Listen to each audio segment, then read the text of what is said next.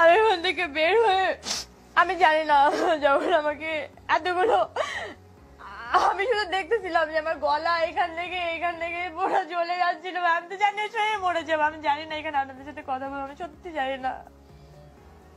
আমি জানতাম যে মরে গেছি, একটু পর মরে যাবো।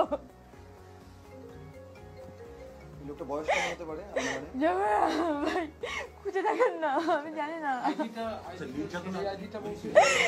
তো আমার যখন খাওয়া দিচ্ছে তখন আমি নাকি বমি করছি ওইখানে, আমি নাকি সেন্সলেস হয়ে গেছি। আমার অক্সিজেন প্রবলেম আছে, সবাই জানে আমার আশেপাশে।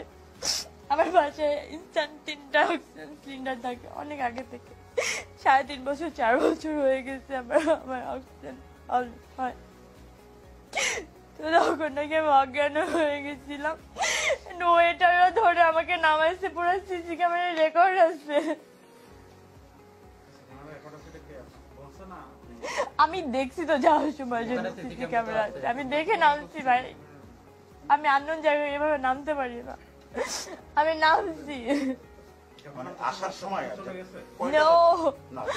আমি যখন গেছি তখন যখন ঢুকছি তখন আমি দেখছি সমস্ত সিসি ক্যামেরা ওখানে অনেক অনেক কড়া, মানে সিকিউরিটি অনেক কড়া। হ্যাঁ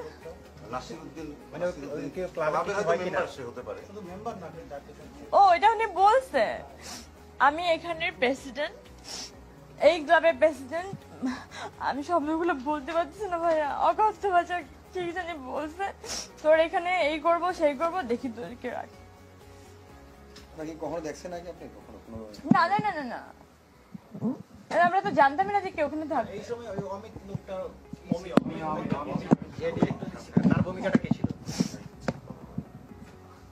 সে প্রথমে ট্রাই করছে, প্রথমে চুপ থাকছে, নট ট্রাই। তখন আমার মনে হয়েছে এটা একটা প্ল্যানিং ছিল, আনসার্টেন প্ল্যানিং। হঠাৎ করে প্ল্যান হয়ে যায় না। পুরো ওয়েট করছিল ওখানে আগে থেকে। আচ্ছা আপনি কি একটু রিপিট করবেন? আমরা একটু কিছু জার্নালিস্ট লাস্টে আসছি একটু।